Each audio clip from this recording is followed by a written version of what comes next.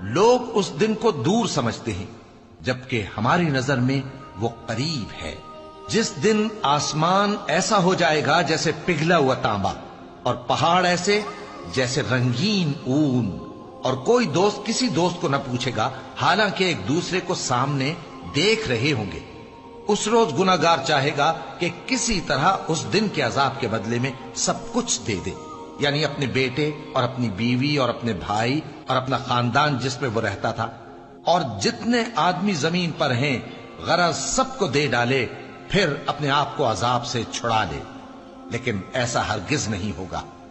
وہ بھڑکتی ہوئی آگ ہے، کھال ادھیڑ کر کلیجہ نکال لینے والی۔